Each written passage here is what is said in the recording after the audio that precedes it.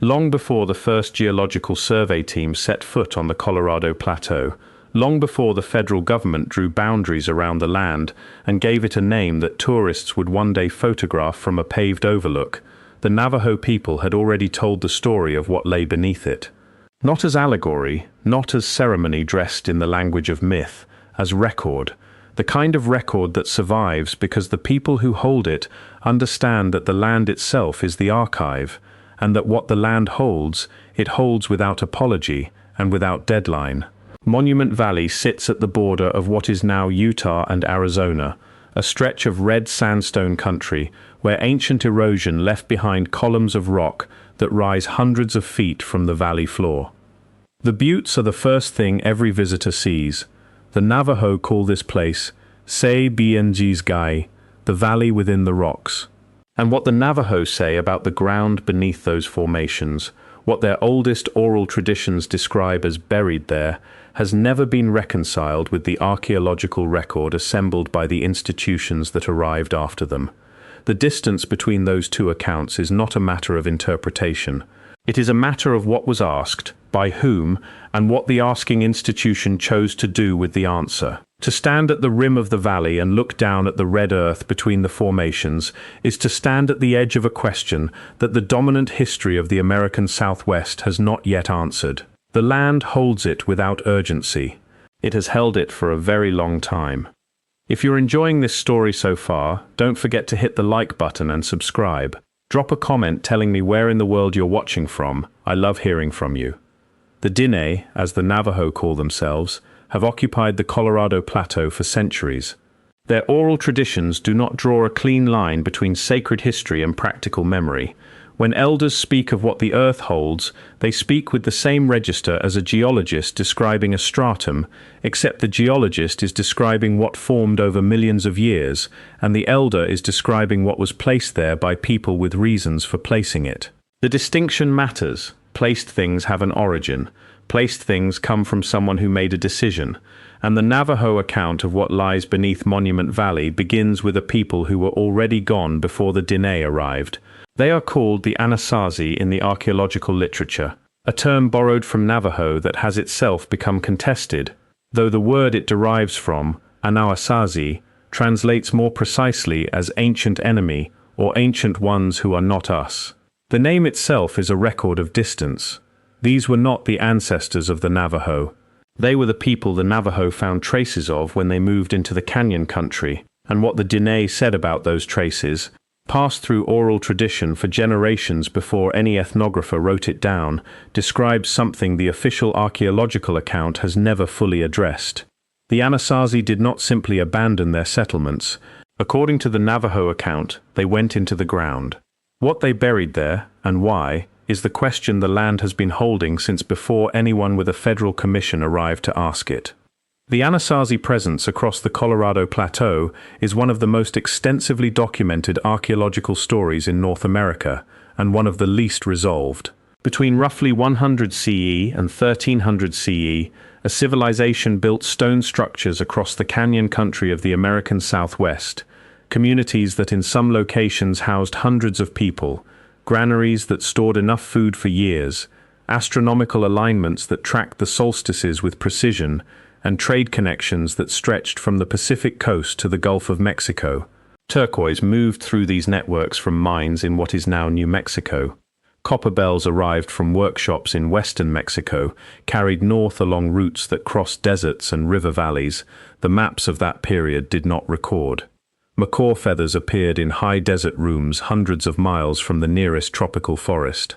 The material record of Anasazi exchange is broad enough that archaeologists have spent decades tracing its edges without reaching a settled conclusion about its full extent, and the outer limits of that network have not yet been mapped with confidence. Then, in the late 13th century, the settlements were abandoned. The standard account says drought drove them out. A prolonged dry period made agriculture impossible, and the population dispersed south and east toward the Rio Grande and the Little Colorado, where their descendants, the modern Pueblo peoples, still live.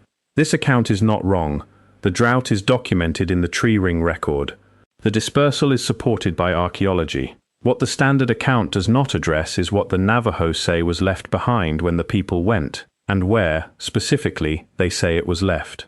The oral tradition held by certain Diné clans describes a deliberate burial, not the gradual accumulation of discarded material that archaeologists call a midden, and not the preservation of a site simply because its builders never returned. A burial. The word the tradition uses is specific to the act of placing something into the earth with intention, covering it, and marking the location in a way that would outlast the people doing the marking.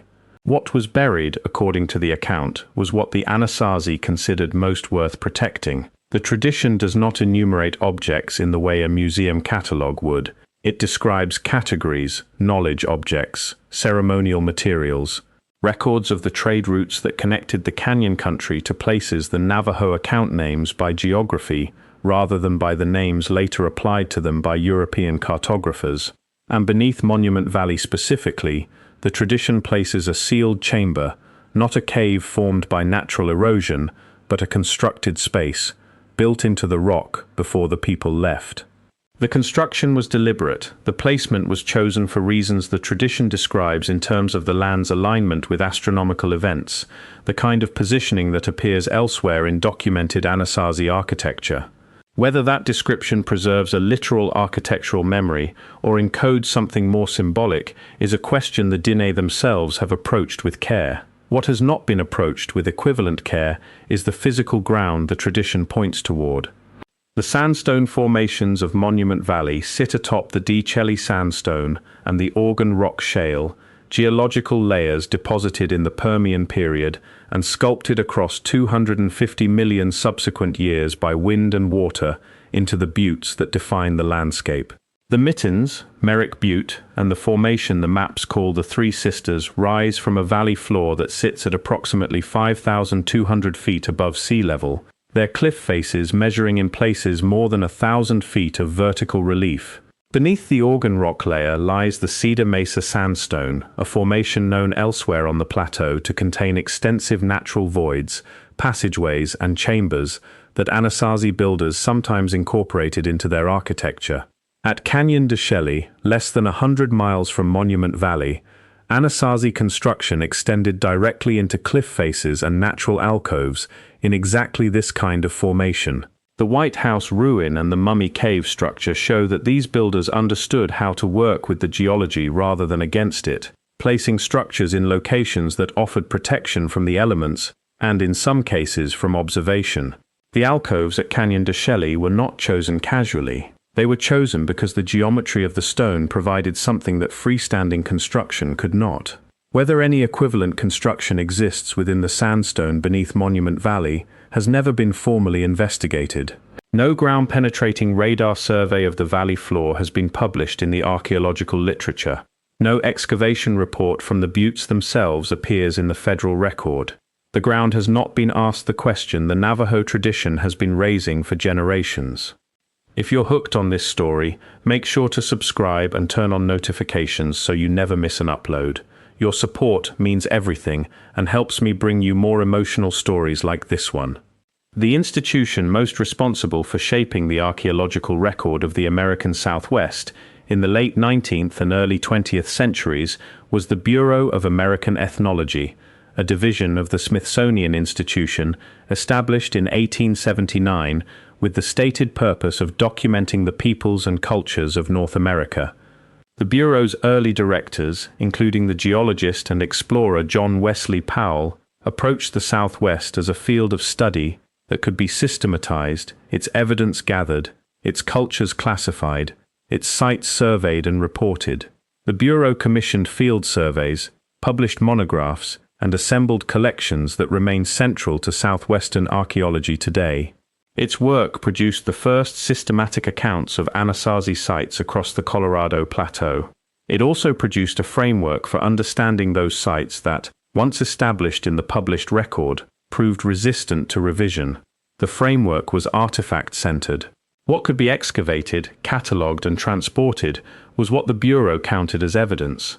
What could not be moved, including the oral traditions of the people who had been living among the ruins for centuries before any federal surveyor arrived, was filed under a separate category, ethnography.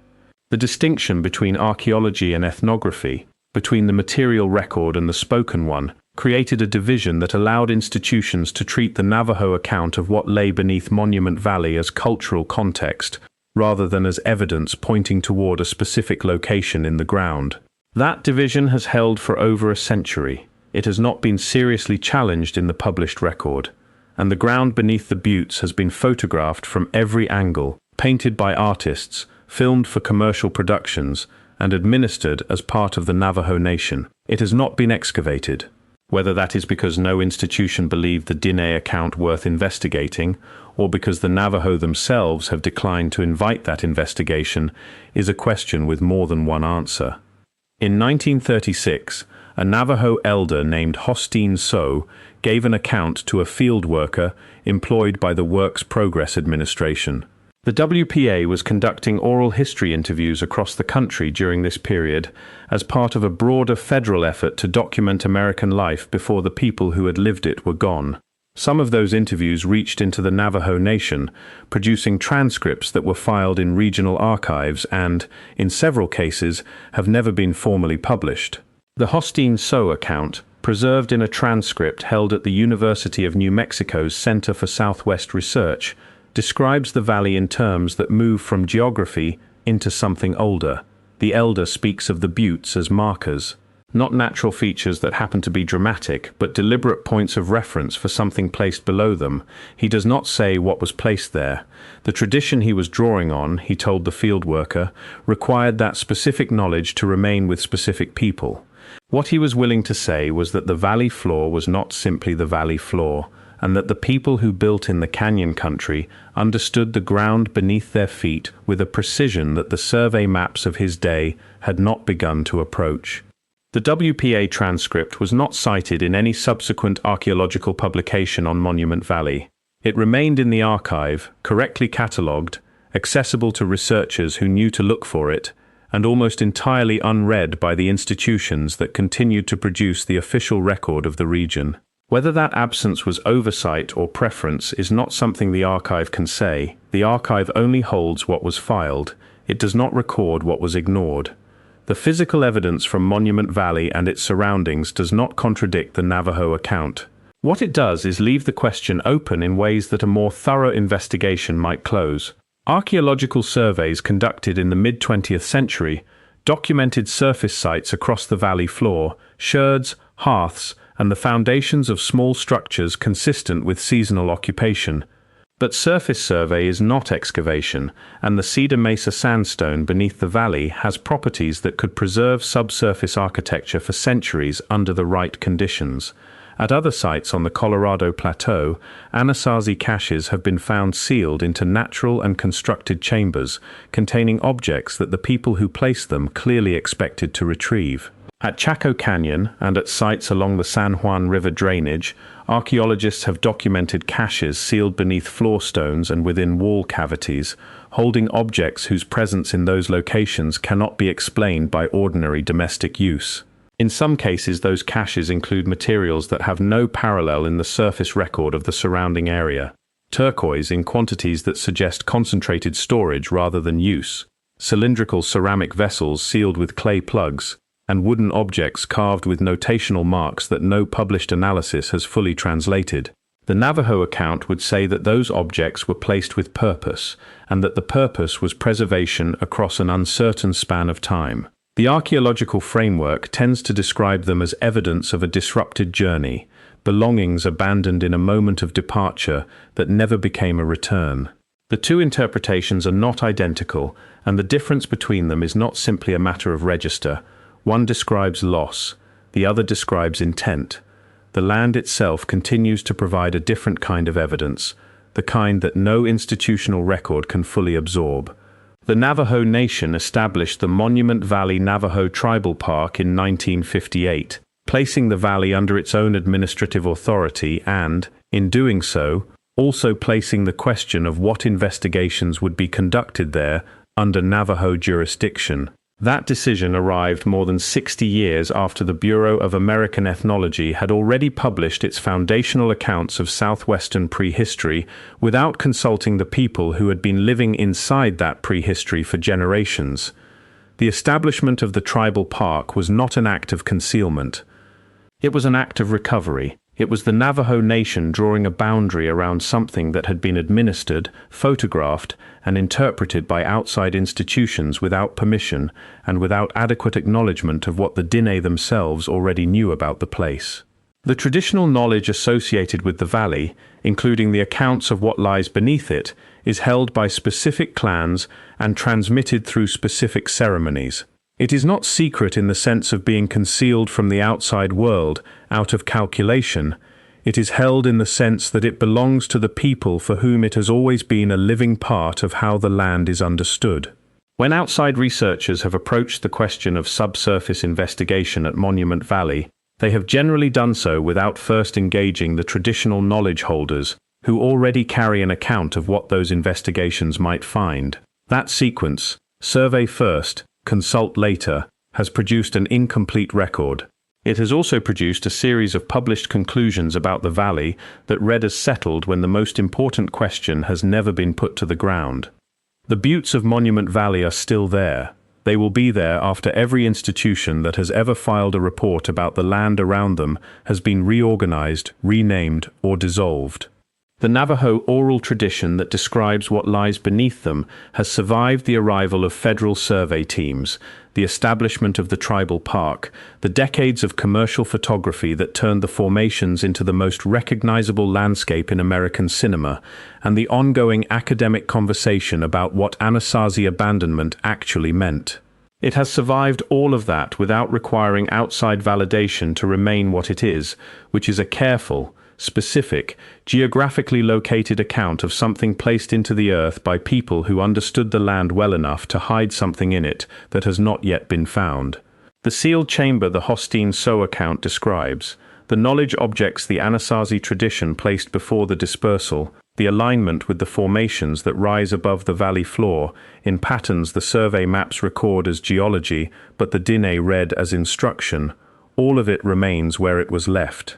What has changed around it, and what keeps changing, is the willingness of the institutions holding the official record to sit with the possibility that the account they received last is not the one that arrived first. The ground has always known.